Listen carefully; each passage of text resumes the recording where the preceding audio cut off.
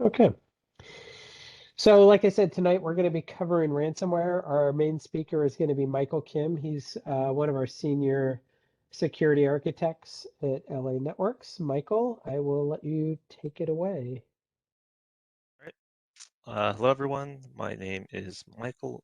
I'm going to just share my screen. So like Jason said, this is going to be kind of like an introduction to ransomware, what it is, information that you probably have been bombarded in the news about regarding all the people that are affected, and then some small, some easy, some not so easy things that you can do to protect yourself. And I know SCUG is generally pretty collaborative. So if anybody wants to chime in, add some additional information or anything that you've maybe personally seen or experienced, feel free to I guess unmute and interrupt. I won't be offended. I think that's all kind of part of the learning process.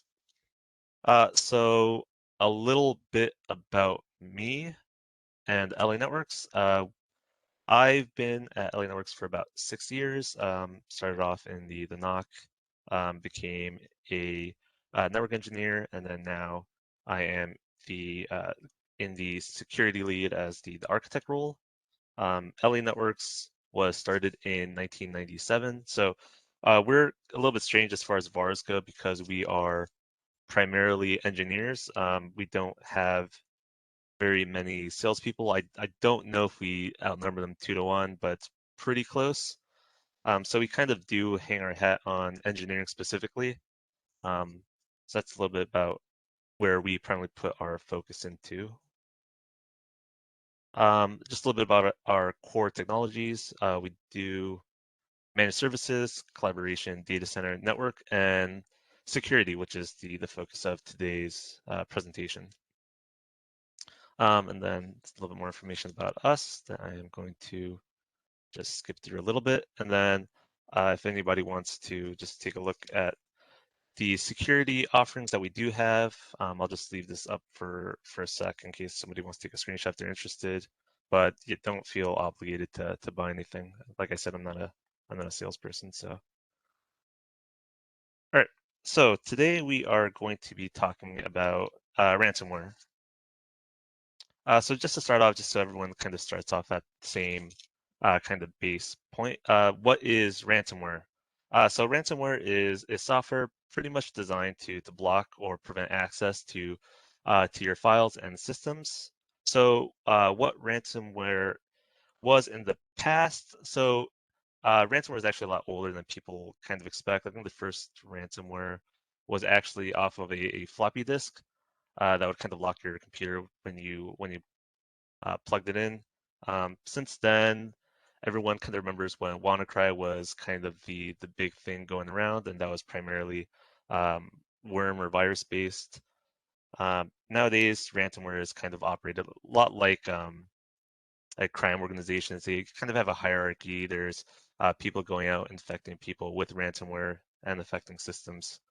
So ransomware is generally any software that's run that will encrypt your systems with a private key that you do not have access to, that you need to normally pay a ransom to retrieve to be able to decrypt your files. And normally they use some sort of cryptocurrency to pay the ransom.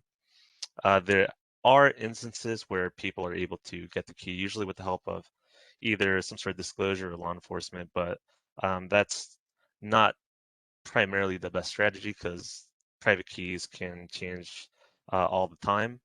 So that's not really a good approach to maybe defending or recovering from ransomware. Um, so once you have been affected by ransomware, normally you get like a message, like something on the screen. It can be as simple as just like a text message. It can be like an actual application pop-up, something open up a browser window. A lot of the times they'll have some sort of timer saying that you have to pay to a certain point or your files will be destroyed. That's normally just kind of a scare tactic. It's usually negotiable. Even the ransom um, that they post that you need to pay is usually somewhat negotiable. So because the point of ransomware is to make money. It's not any sort of activism or any sort of just malicious act. It's a money making venture for ransomware groups.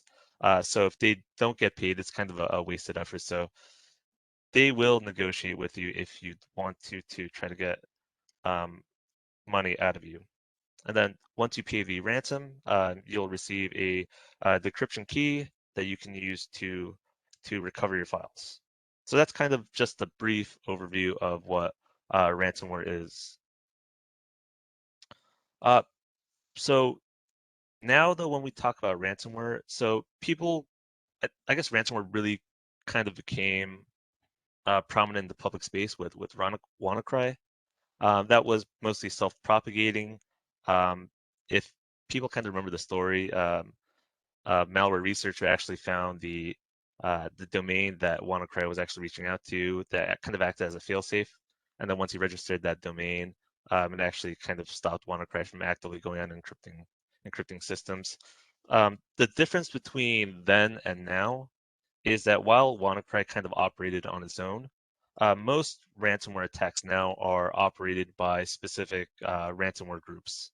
Um, Either groups that are actively hacking and deploying ransomware themselves, or groups that may be using other contractors or other people to do the ransomware attacks, or even just offering ransomware as a service that people can buy into.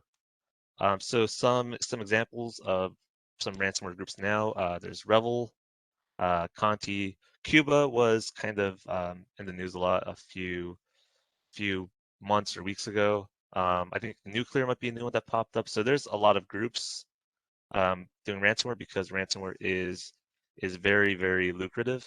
If you've been kind of keeping watching the news, it seems like maybe ransomware groups maybe took a break for the holidays, but in the past few days there have been kind of a lot of attacks that has come up in the news cycle. There was a jail recently that got hit by ransomware, and then the people were all of the inmates were stuck in lockdown.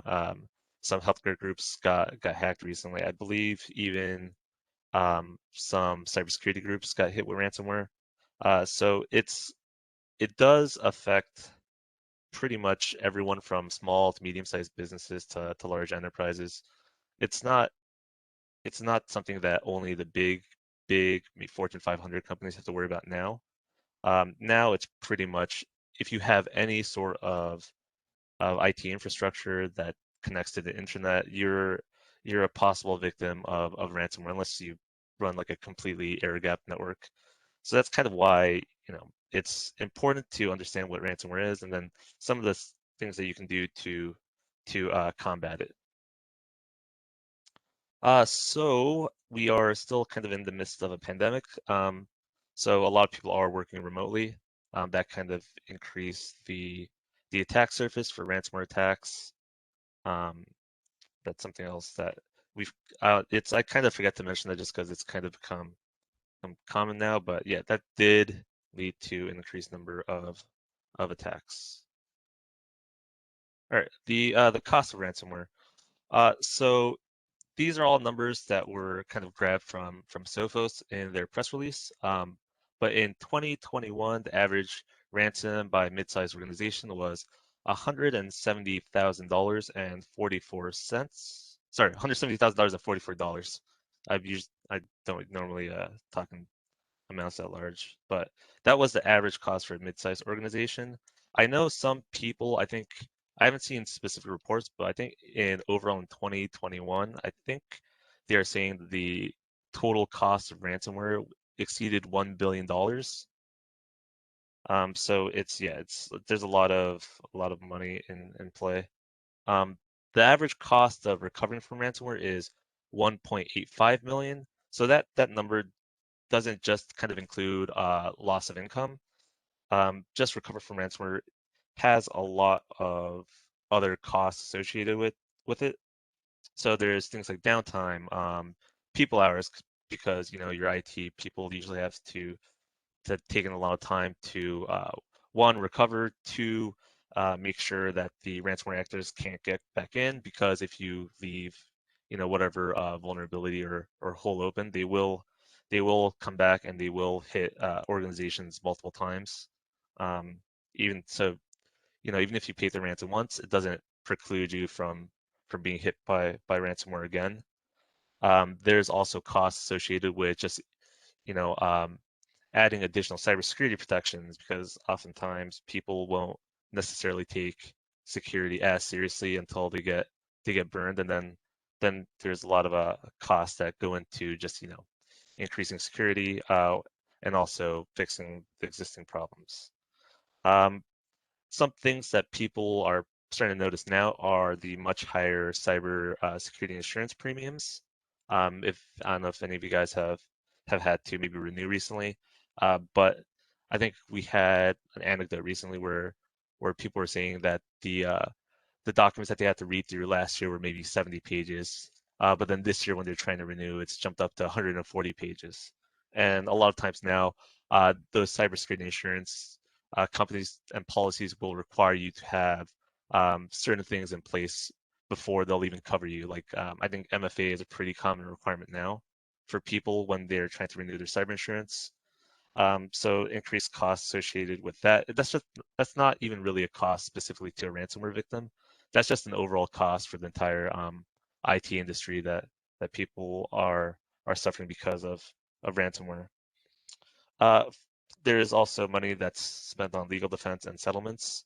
You do, especially depending on the type of information that may have been accessed, because ransomware groups don't just ransom your data, they will also exfiltrate your data, and they will put it out on the dark web for sale to other people that may be interested in doing identity theft um, or things like that. So there's some legal issues that you may encounter that you do have to pay for, legal fees, hiring lawyers, things like that, and cost of losing business and losing reputation. So a few kind of notable attacks that happened recently. The Colonial Pipeline attack. Um, Although that wasn't directly against the pipeline, it did cause kind of a whole cascade of issues.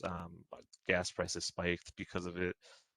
Joe Biden declared a state of emergency in response to the attack, and then by all accounts, they actually did end up paying the ransom. CNA Insurance, that was at the time, I don't know if it still was, but it's the largest ransom paid. I believe they paid reportedly $40 million to the evil ransomware group to recover. And then Kaseya, because it is an example of kind of um, a supply chain software attack. So it wasn't people that were affected by the Kaseya attack weren't directly wasn't directly Kaseya. A lot of their customers that used their application and the products were affected by the ransomware attack, because they use it as an avenue to get access to other systems. So yeah, ransomware is getting very expensive. It's not going to get any cheaper. So people need to at least take some steps to mitigate the damage. I just want to take a quick pause. Are there any questions so far? Does anybody want any maybe additional information about anything? No questions so far. I guess it would be interesting to know, about the exfiltration piece of things, but we could probably get to that further down. Okay, sure. Yeah, we can keep that question in mind, and we can kind of address some of those things after I guess the bulk of the presentation. All right. There's a few common stages to a ransomware attack. Let me give me 1 sec. Let me try to see if I can move this participants thing over. I think I might be blocking some things. All right. The stages of an attack. So generally most attacks. So if you're kind of familiar with the stages of just a general hacking attack, ransom attack is kind of very similar because it is human operated. It's not shown on the diagram here, but it normally starts off with reconnaissance. It could be something specific, maybe a ransomware group decides to target your company directly. They may just do kind of a mass phishing email campaign. They may be doing like a port scan, but normally it starts off with them just trying to get information about your company, your email addresses, maybe some information about how your email structure is done. If most email addresses start off with like the first initial last name or full name, period, last name, things like that.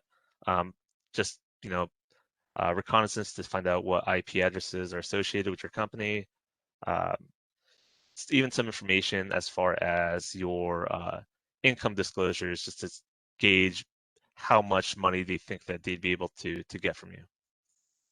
Once they've kind of completed their reconnaissance, they have to gain access to your systems. Probably the most common method of entry is a phishing attack. It can either be directed, it can be directed at multiple people, but generally the end goal of that is having someone in your company either click a link, run an application, open some sort of document that will open up some sort of reverse shell or give remote access to the attacker. Other than that, some other common methods of entry is just brute force or password guessing. This can be to things that are just exposed to the internet, like an internal server. Maybe there's a legacy server with RDP exposed, or maybe this might not even be legacy. Maybe there was some sort of need for a server with RDP out on the internet, and they just kind of brute force their way into that and gain access that way. Or if you have some sort of maybe e-commerce site or some sort of web application, they can exploit a software vulnerability in that to gain access. Kind of big in the news recently was the Log4j attacks that came out, which was most of it was based off of Apache running Log4j as a logging mechanism. And because Apache is, usually a lot of times exposed to the web. If you're hosting like a web server, that was kind of something that people spent a lot of time having to patch and fix, and a lot of people were worried about. The full numbers of that I don't think are completely out yet. Some people are kind of being hopeful that it isn't, the attack was more critical in the kind of description than in the actual attack. But things like that can happen, even if it's like a long, commonly thought to be pretty secure program. So that's all things that you should be aware of as far as how people can gain entry into your systems. So once the attacker does have access to your systems, usually what they'll try to do at that point is try to gain access to more systems, to additional systems, trying to get domain credentials. Because the more systems that the attacker has access to, the more files they can encrypt, the more data that they can exfiltrate, and the bigger ransom that they can try to get out of your company. Because it's more data means more things are probably down, which means it's more production impacting, which means it costs you more money for every minute or hour or day that you haven't recovered, which means that you're more desperate to recover. So they can try to get more ransom out of you that way. Hey, Michael, I have a quick question, and I don't know if there's any way to answer it, but is there any statistics on how long people typically are offline for due to ransomware? Or is that even a meaningful statistic, or is there any way to even come up with a realistic number? That, I think a lot of those numbers are kind of hard to come by, because there are a lot of, I would assume there's a lot of companies just privately pay and don't kind of disclose it. Sure. Some people may disclose it, but may not they may not be required to publicly disclose it. They might not be public enough where they, say exactly how long they're kind of stuck for. Some people may just recover using backups. I haven't seen any specific numbers off the top of my head for that, but I can definitely maybe do some searching, see if anybody has maybe some studies, maybe there's some survey out that went to companies where they can kind of compile and they have some numbers, but off the top of my head, I don't have a number for that. Even the numbers for how long usually attackers are in the system, I know kind of every few months that number changes. For a while, it was decreasing, and then I think last few numbers I saw it seemed like it increased again. But I think a lot of those numbers, I don't know how valid they are.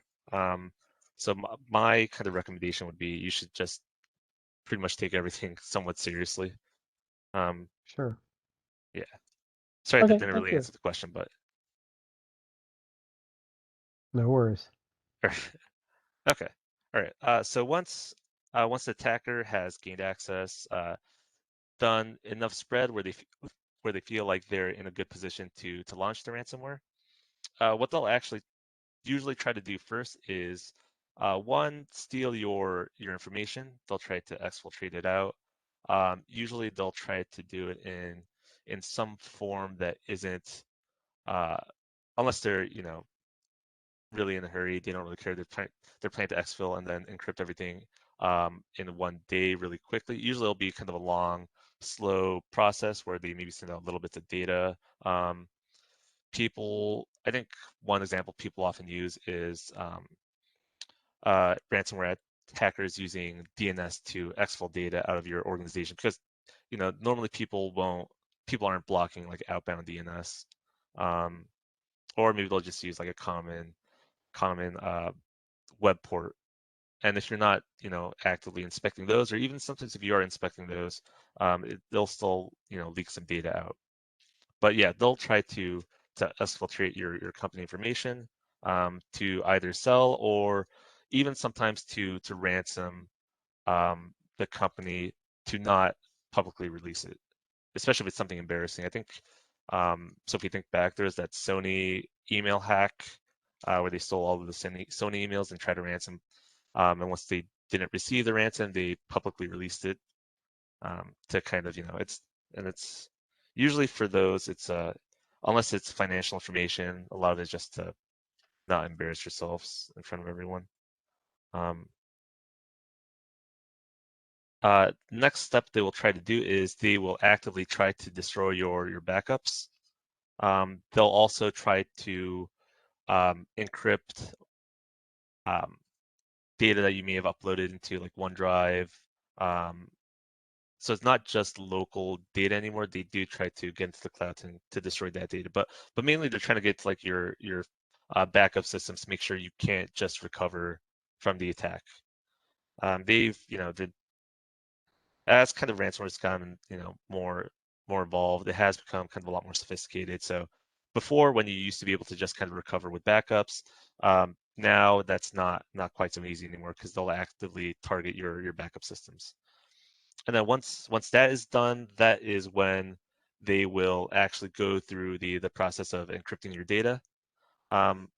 So one thing that they will encrypt, they'll encrypt specific files, shared folders, things like that, but they won't encrypt your actual system files, because they do want you to be able to access your systems to get that warning, so they can get the ransom from you. So usually most people will detect ransomware at that point, after the data has already been encrypted, and you have kind of gotten that pop-up message to pay the ransom.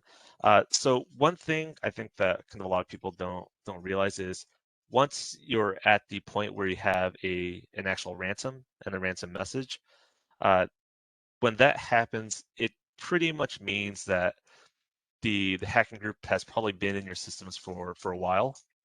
They've kind of gone through all of these steps. They've probably accessed multiple systems. They may have exfiltrated data. The actual encryption of data is usually the last step in the attack. So you have to be aware that there may be additional damage that has been done other than just the ransom itself.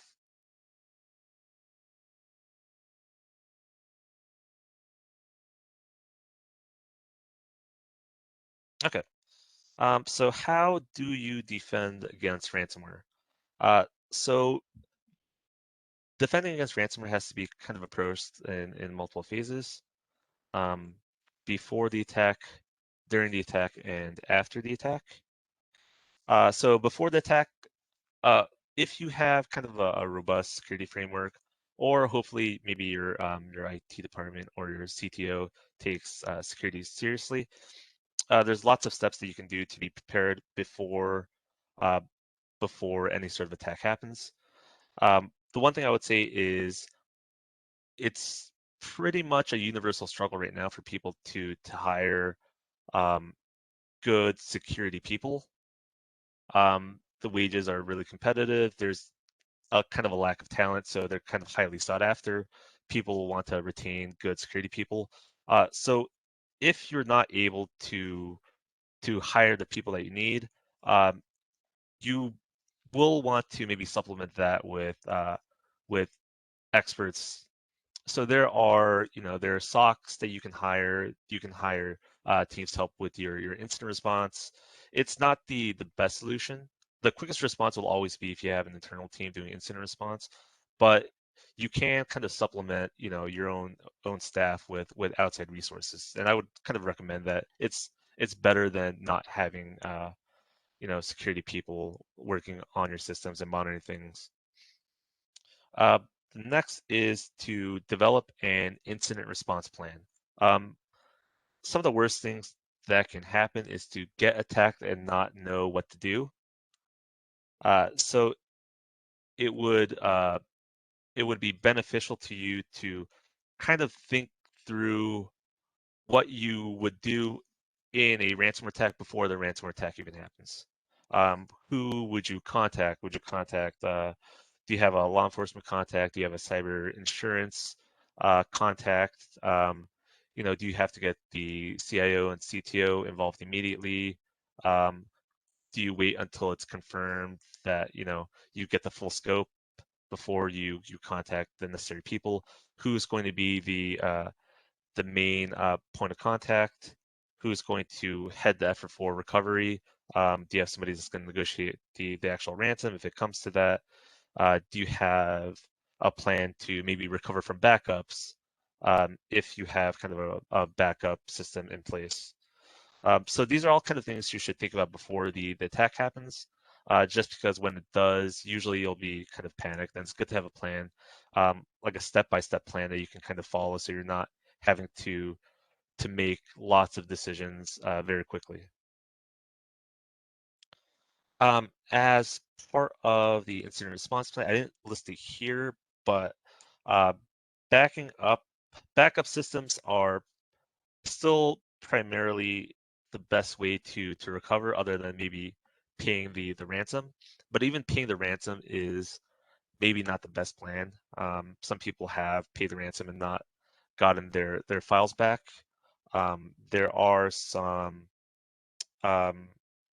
legal issues why you may not be able to pay the ransom. I know there's some sanctions against some ransomware groups, so because of that, you may not necessarily be able to pay the ransom. So having a good backup system in place with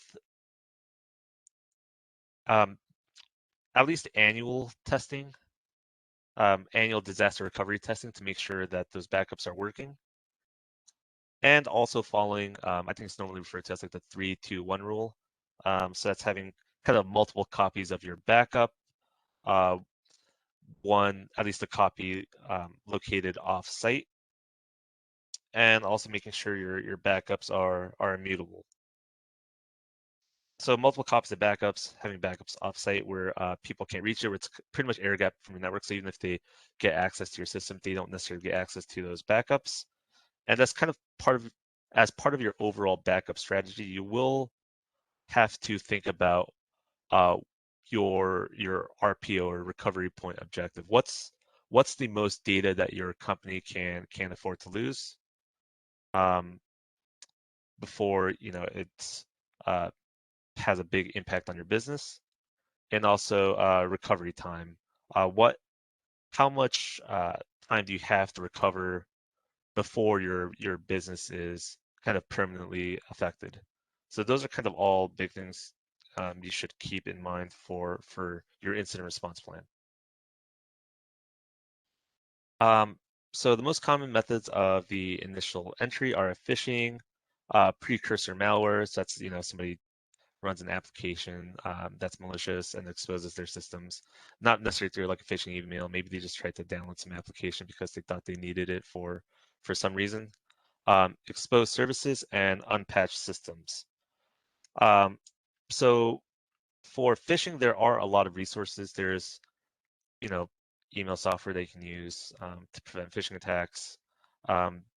User awareness training for cybersecurity is something that should be on everyone's radar. It can be something as simple as just maybe like an online web course just to educate them on what phishing attacks are, so they're at least aware of it. It can be something as complicated as maybe hiring a company to do a large-scale phishing campaign to educate your users.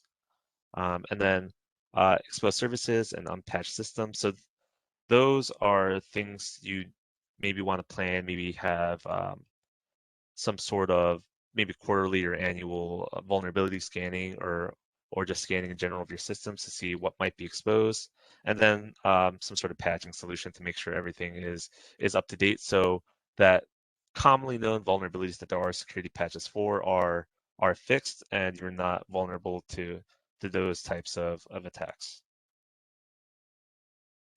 And then the one thing to keep in mind is even if you have, kind of like maybe the most robust plan, if you've done everything correctly, you can still get hit by ransomware or get hacked by a ransomware group.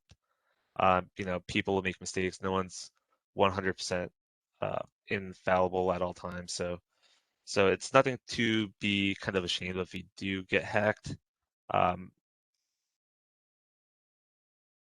Because it happens to even kind of the largest companies.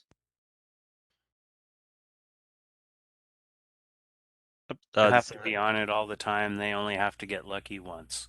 Yeah, exactly. Yeah, it's you're kind of trying to guard like an entire field while they're just trying to get entry into like one small corner.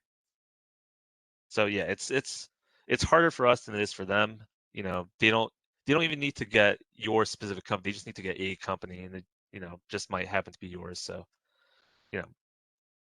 everyone has to kind of be aware, plan for it, and then hopefully have plans in place to recover from it.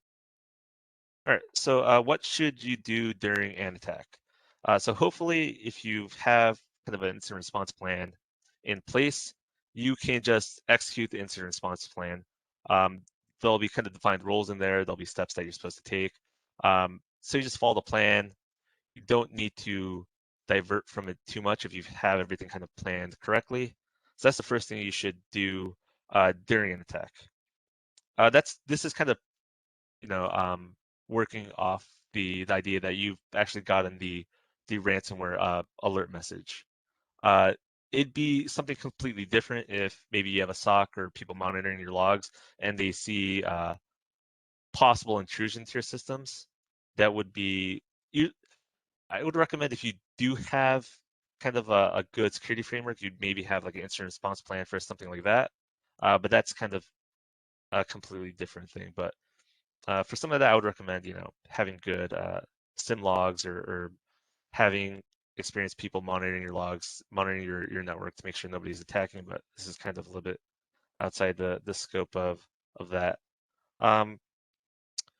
So as part of your incident response plans, you may notify management, you may call your cyber insurance provider. Even if you don't necessarily have a full incident response plans, your cyber insurance may dictate certain steps for you to take, maybe certain things that you have to do to not invalidate your policy. they can even advise you on whether or not you should call law enforcement. They can also. Have you tried to contact law enforcement for anything like this?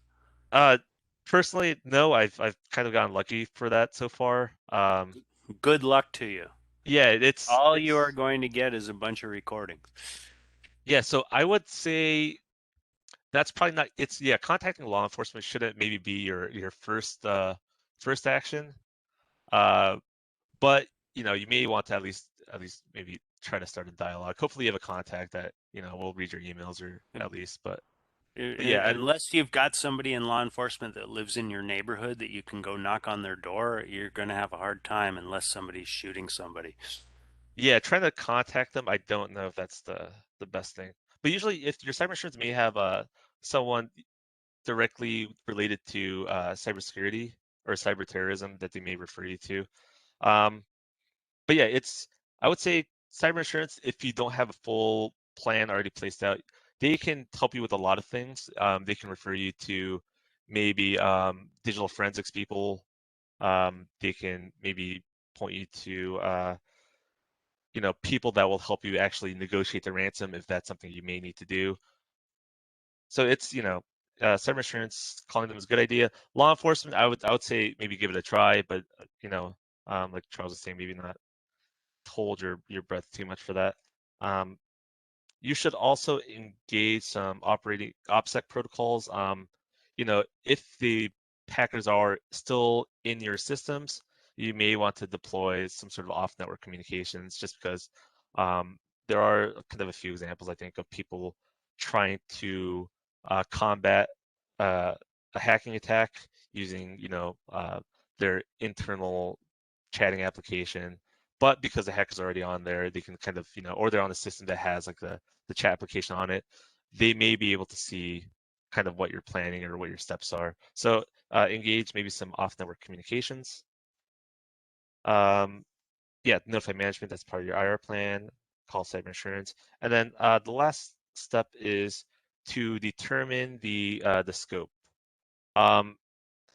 If you have kind of incident response team, they may do things like take some memory dumps of affected machines.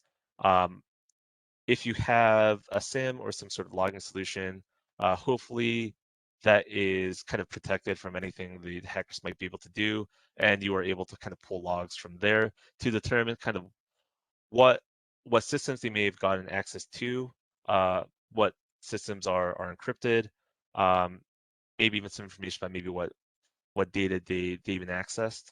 So you want to determine scope so you kind of know how to further your investigation. So kind of as part of determining scope, one thing you may not want to do is actually reboot any machines. Rebooting does kind of wipe out a lot of the logs. If you have a logging system, hopefully you're logging all of your events. If not, you lose kind of maybe what applications are running from memory, which is all very kind of useful as far as um, doing an investigation later on to see maybe what the ransomware group was using, so they can kind of determine maybe which specific group you may have been targeted by. And as part of your IR plan, you may have to eventually get to the point where you have to decide whether or not you will pay the ransom, and that will usually hinge on a few different factors. Maybe the type of attack, what it affected, um, which group is behind it. If there may be additional malware associated with the attack. So even if you recover from the ransomware, there may still be kind of other payloads. You'll need to make sure, what was compromised, how the compromise occurred, so you can kind of prevent the attackers from getting back in. You'll have to determine what maybe accounts themselves were compromised. That might have to include just checking, lots of Windows logs to see if maybe some user account accessed the system that they normally never do. Some SIMs will be good for that kind of analytics, but that's kind of another big project, because integrating a SIM is actually kind of a lot more difficult than just kind of plugging one in.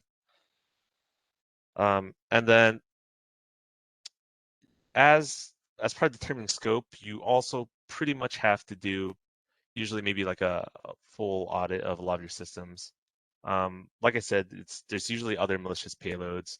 So if you don't have maybe like a big, robust anti-malware agent running, you may want to maybe deploy that and just run full scans on all of your systems to make sure you kind of clear out any known malware that might exist. A lot of the anti-malware now has some behavioral analytics also. So if it detects like some sort of application, maybe accessing a system file, or even maybe trying to import or download some sort of executable that affects your systems, it can kind of detect a lot of things like that. So anti-malware is pretty robust now. So that's something you may want to deploy in your systems if you haven't already during the attack, just to make sure that you are kind of safe from further attacks, or even attacks from the same people. Do not count on free ransomware decryption tools, just because a lot of the times that can be it could be just more malware that you're downloading into your system.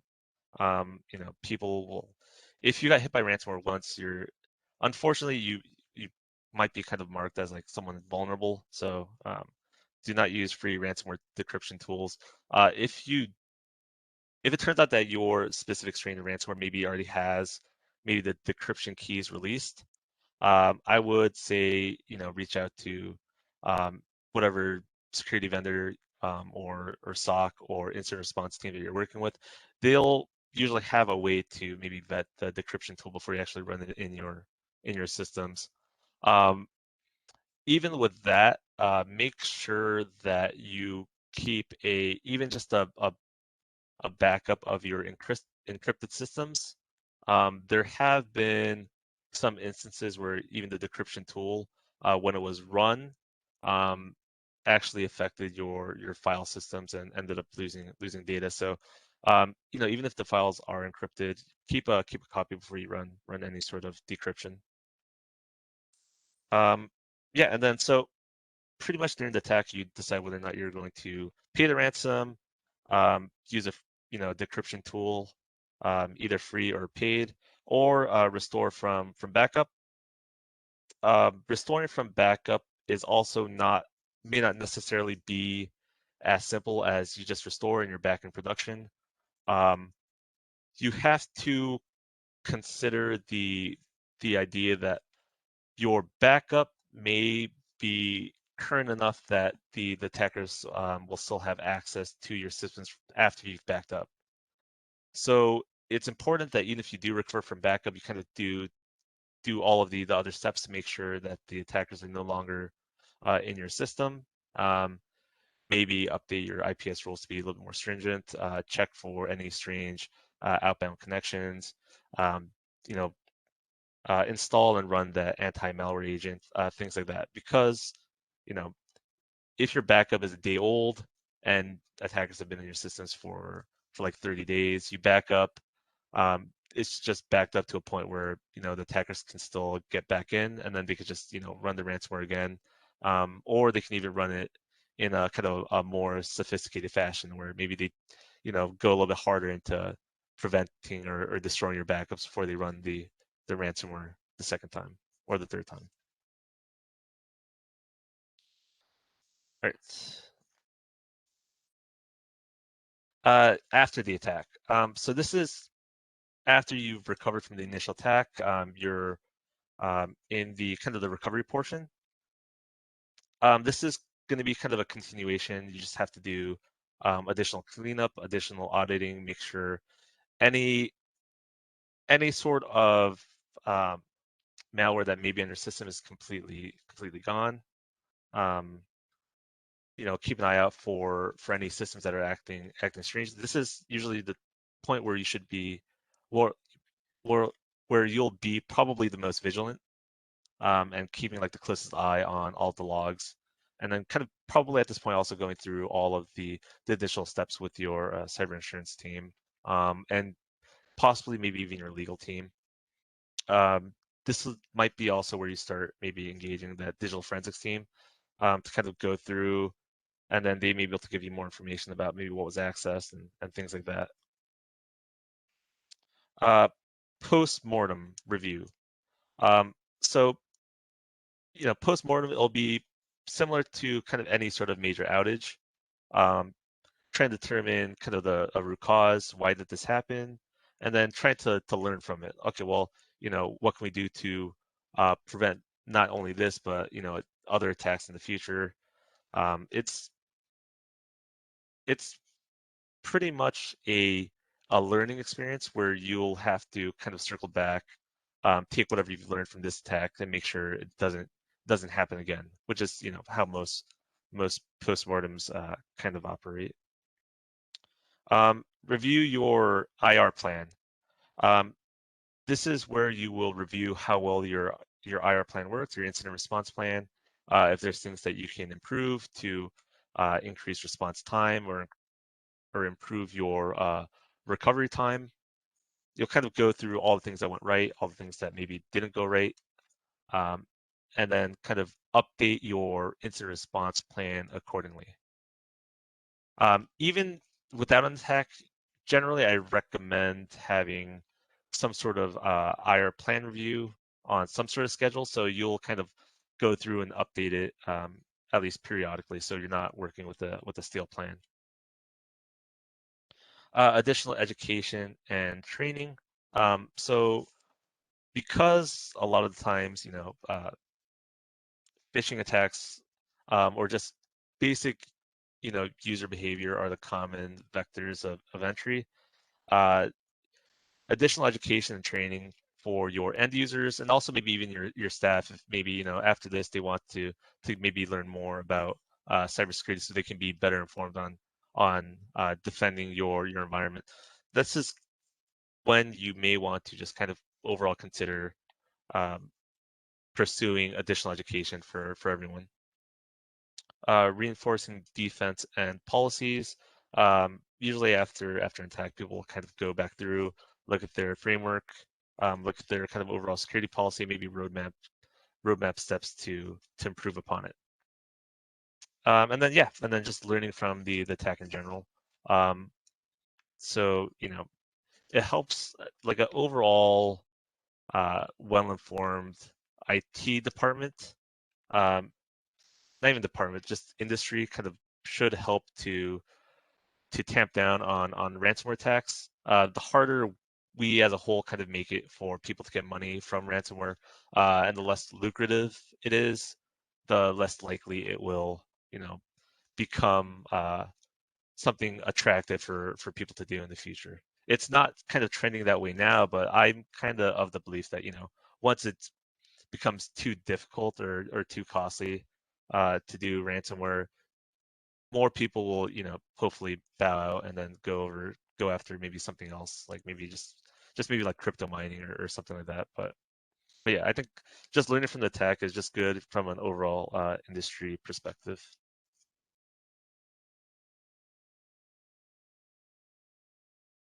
All right. Yep. So you did bring up one part about actually, the situations where somebody chooses to pay the ransom. Mm-hmm.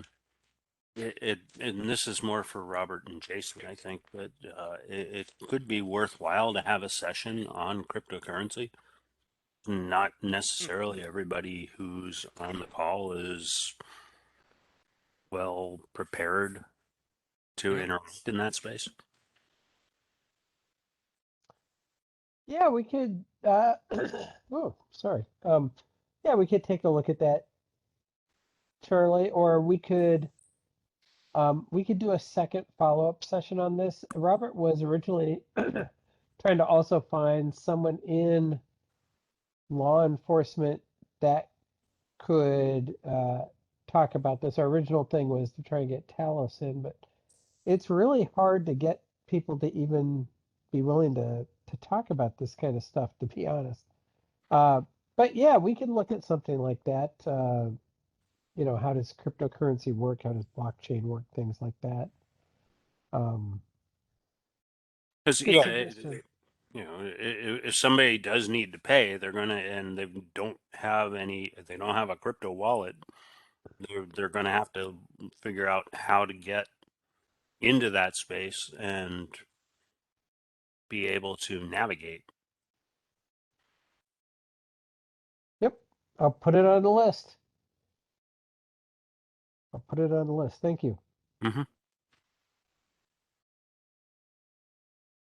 All right, so I labeled this slide quick wins, but um, really none of these are quick wins.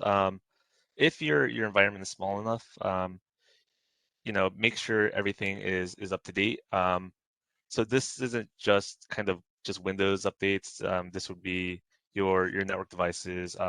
Applications need to be up to date. Lots of different things you need to patch because it's gotten kind of so convoluted as far as what you find in people's systems. It may be beneficial to use some sort of asset or patch management software or systems, something where it can kind of monitor your systems, see what applications you have running, what versions or patch levels those are running, and also if it has the capability to actually go out and patch the systems. Something else that you can do is just enable multi-factor authentication. I think I mentioned already, but this is becoming kind of a requirement for lots of cybersecurity insurance policies. Uh, you know, it's a good way to kind of prevent some unauthorized access. It's not foolproof. There are still some ways to get around multi-factor authentication depending on, and it changes depending on the factor that you're using. But that would be something that would be very beneficial. And then for pretty much anybody, if they're not already using it. Cyber awareness training for users. Oh, sorry, it's for people that might not be familiar with multi-factor authentication. It's adding an additional factor um, when you authenticate. So the factors are usually things like something you know, which is like username and credentials, something you have, which could be a software token or a hardware token with a passcode, or something you are, which is like biometrics, like something like your fingerprint. So multi-factor, or sometimes you may just hear two-factor. If it's just two of those factors, would be you log in with your username and password, and then you get an additional prompt where you have to use a different factor. It's like something you are, like your fingerprint, or something you have, like a token or passcode, or like a push to an authenticator app on your phone. Yeah, so you have to either know something, um, have something, or be something. Is pretty much what it rules down to, and you have to have at least two to be considered multi-factor for authentication. Cyber awareness training for users. This could be things like just general awareness training. Let people know kind of the common ways people are hacked. It could be things like phishing training. There are like phishing campaigns that people can set up for you, where maybe if they aren't super aware of what phishing emails are like, if they click on a link, it may take them to a site that says, "Oh, this was a training exercise," and then give them some additional resources, and then it'll give you statistics about how prepared your end users are as far as like as security. So these are all things that are good for companies to at least do somewhat. If you guys have maybe just an informational packet, or you can prepare something as far as like good user behavior for maybe new people, or even people that have been there for a while that may just need a refresher, as far as like what they should and shouldn't do on their computers. Email security. Email security is also big. It kind of falls in line as protection against phishing attacks. So email security can actually be malware inspection for attached files. It can inspect links that are attached to emails or embedded in emails. It can embed images that are embedded, documents. It can scan all of those. It can block emails from known malicious email servers, or it can block spam emails. It can block emails that may not necessarily be from a known, malicious mail server, but that looks suspicious. It can block emails from, domains where it looks like the official domain for a big company or corporation, but maybe one or two of the letters are slightly off, or they use a 0 instead of an O. It can block things like that, and that'll help prevent a lot of the email security issues that you have. And generally, it'll also improve kind of user experience, just because if they're not getting bombarded by phishing or spam emails, people tend to be a little bit happier and will look at more of their emails. Excuse me. Hmm? A lot of people run in the Microsoft 365 environment. So are there tools that are recommended to layer on top of that as the base? Yeah, there are some cloud email security platforms that work with Office 365. Alex, I think I forget the name for the Cisco specific one, if you have that off the top of your head. It's just secure email for Office 365, I think is what they call it. Okay, yeah, it's a secure email for Office 365. Yeah, and they kind of The marketing people haven't gotten a hold of that one, apparently. Well, it's just their fourth name for it, I think. That's the new marketing name for it, actually. I think everything's going secure dot. So yeah, that's actually the new name. But yeah, there's lots of there's some other platforms that can tie into Office 365. Just the name escapes me. We're mostly Cisco shop, so yeah, the Cisco security email is what we're the most familiar with. But yeah, there are a lot of companies are kind of going to Office 365 and Azure Active Directory, either as a hybrid or just completely cloud-based. So yeah, there are security solutions for Office 365. Yeah, we've got Office 365. We used Mimecast, but I wasn't sure what other alternatives there might be, Yeah, or even if Microsoft sells their own. I'm sure Microsoft does. I don't know the name of it off the top of my head, but I'm almost 100% sure that they do. Cool. All right. Thank you. You're welcome. All right. DNS-based content filtering. Okay, so this one actually is kind of a quick win if you want to implement it. DNS-based content filtering is something you can usually implement in a day if you really wanted to. And what that does is most malware, most malicious software does use DNS as its way of talking out to its command and control server, just other resources on the internet. So DNS-based content filtering is pretty much cloud DNS that'll block those specific connections from resolving in DNS. So if you have somebody clicks on malware and it runs some payload that tries to reach out to a command control server at malwaresite.com, that'll go to your local DNS, and if you have DNS-based content filtering and protection, that'll go out to a security-based, cloud-based DNS server that will look at that domain, know that it's something malicious, and will actually send you to usually resolve it to like an IP address for like a block page or something, so that the malware can't actually ever talk out to its command and control server.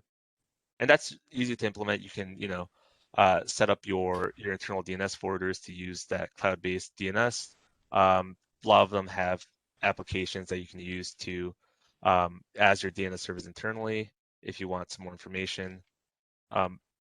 Cisco specifically has Cisco Umbrella as its DNS-based content filtering, and there's different types of licensing that you can get for that. And that actually is something you can usually implement very, very quickly.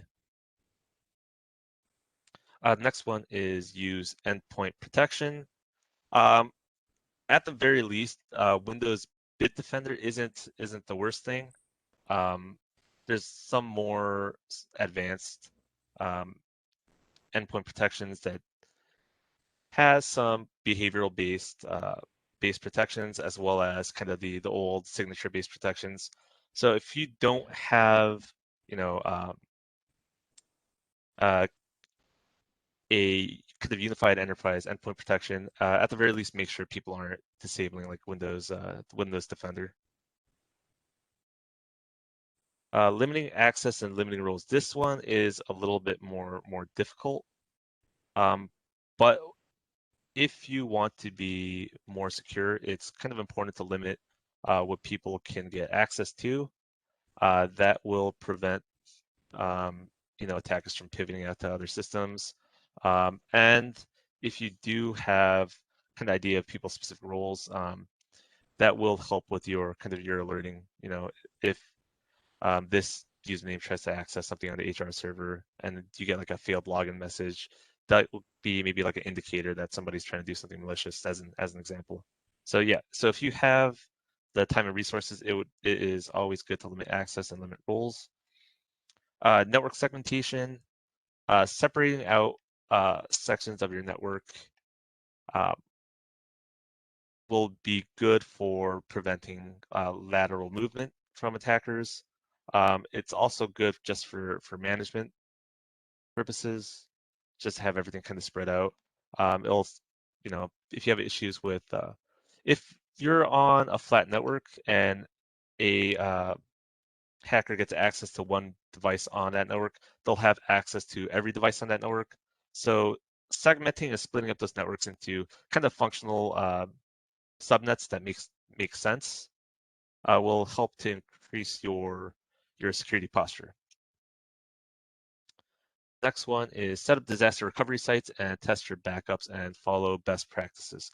This one is not a quick win. It is a very normally complicated win. So you need to have a good disaster recovery policy and procedure that would include having backups. Depending on the needs of your disaster recovery, it may require having a cold site or a warm site that you may have to move people over to as you kind of recover. But once you have your disaster recovery plan in place, it is important to always test your disaster recovery. If you have backups running and you get hit with a ransomware attack, but then you find out your backups aren't functioning correctly, or you can't actually recover from your backups, it's pretty much the same as not having backups at all at that point. So make sure you have good policies in place, you test your policies, and then you follow best practices. So for backups, you would have multiple copies, immutable copies that can't be destroyed or changed, and then copies that are also offsite and protected where people can't get to it from your network. All right, that is the end of the presentation. So now we can go through any questions you guys may have had, or if you want to share any experiences, or just, I guess, talk about anything just related. It was really well done, Michael, and definitely informative. Yeah, did anyone have any comments, questions, thoughts? Without revealing anything, do you have experiences with some of your clients and some of the things that either were things they had done well or things that were useful learning? So we don't operate as a SOC at LA Networks. So some of our kind of experiences is usually limited to either, helping people prevent just hacking attacks, or they'll consult us after they've been hit. The one thing I will say is that for most people that don't end up paying, yet having good backups seems to be the kind of the most reliable way to recover. It's hard for people that don't have like a good uh, security framework in place to be able to kind of do the investigations, get all the information that they need. So usually, if they get hit with ransomware, they're kind of stuck scrambling to try to somewhat make sense of it, but they won't ever really 100% know exactly what systems were affected because usually, you're kind of in a bind just to get stuff back into production. So usually, just to recover, it seems like backups is what people tend to fall back on.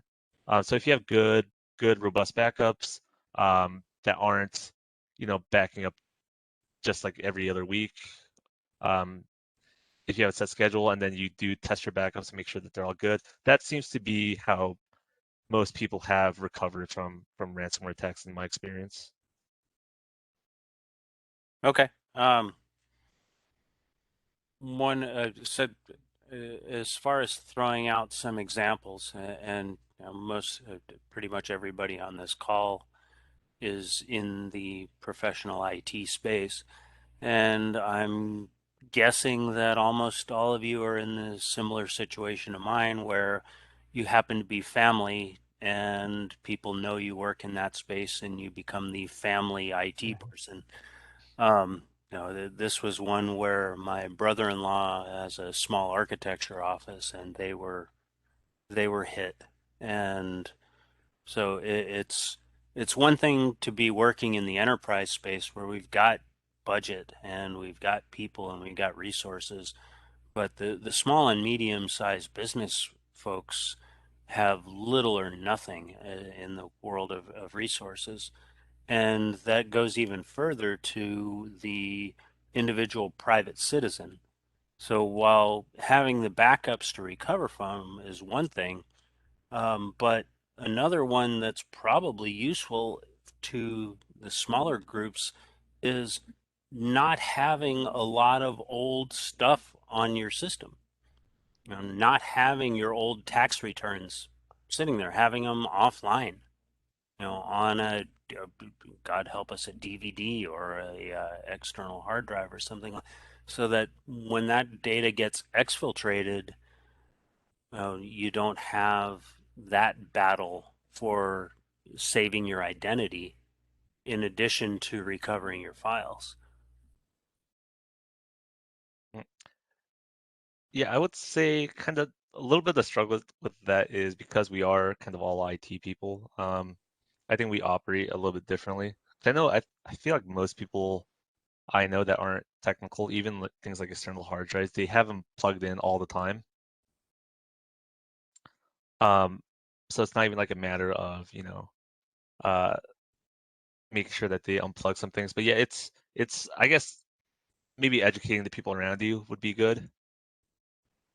Yeah, Just on it's not until you've been bitten that you take any of it seriously. yeah.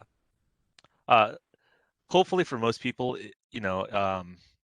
if they get hit like a ransomware, if somebody steals some of their data, uh, I think probably I feel like most people are concerned about maybe not necessarily private information getting out, although that probably is a concern for some. But I think just the loss of data, like loss of like maybe old photos or things like that.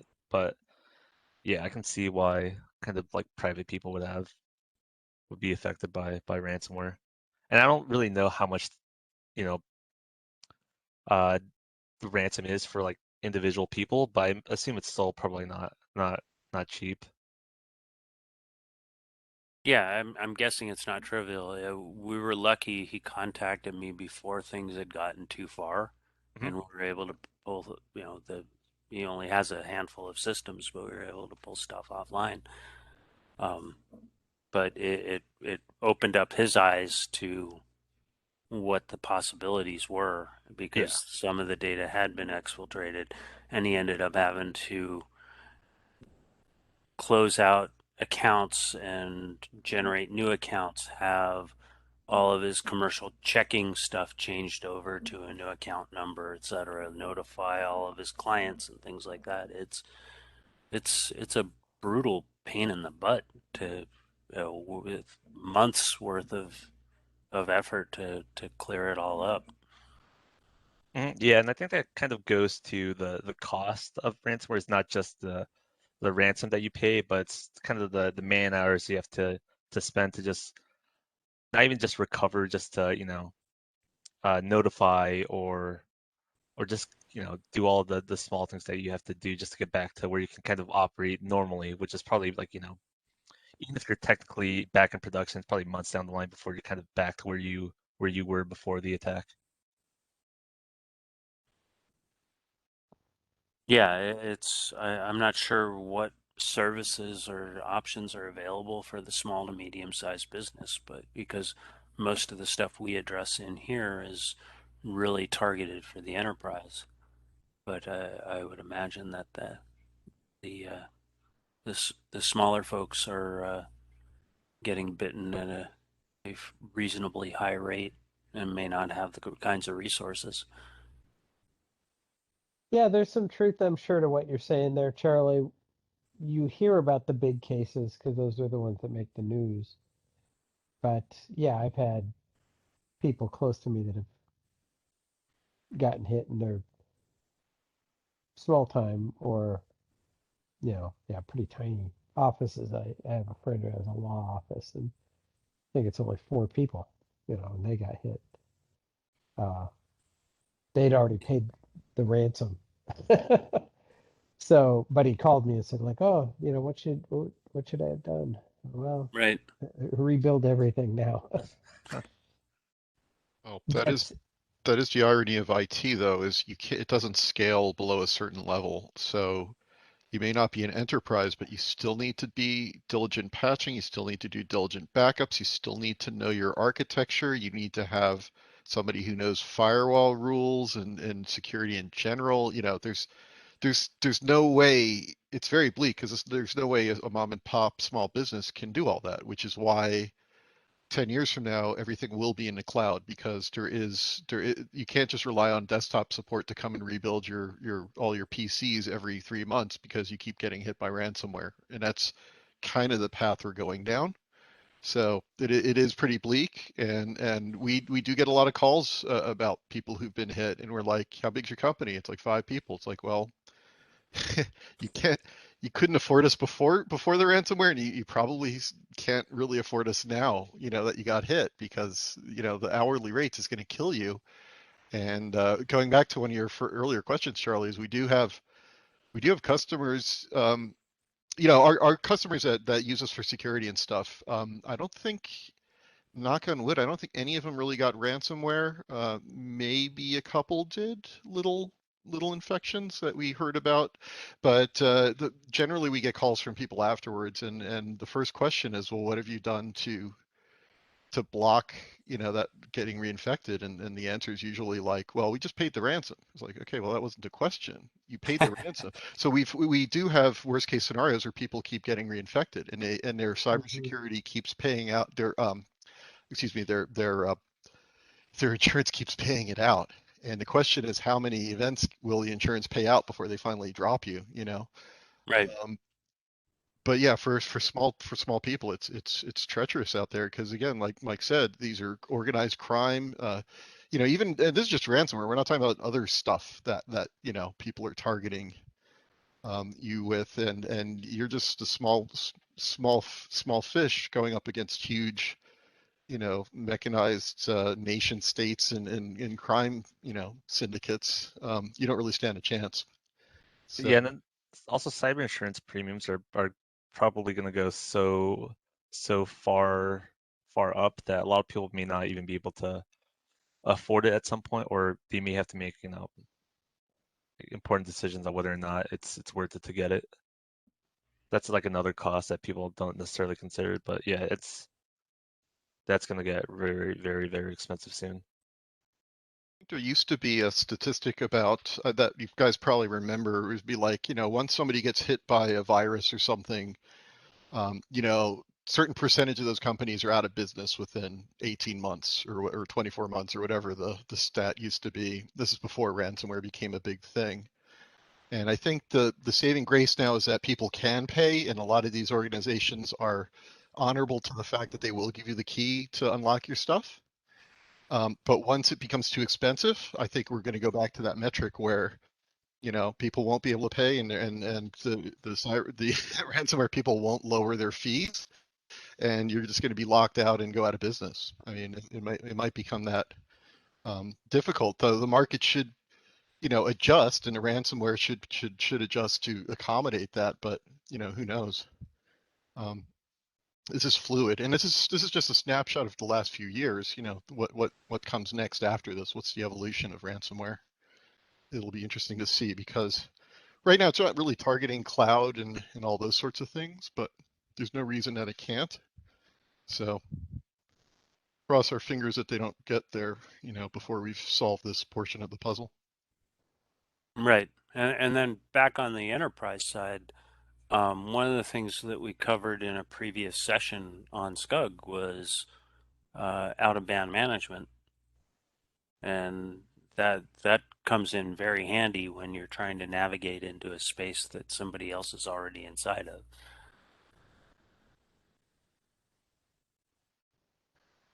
Yeah, it's kind of funny to me how few people I can get to buy in on how important out-of-band management can be.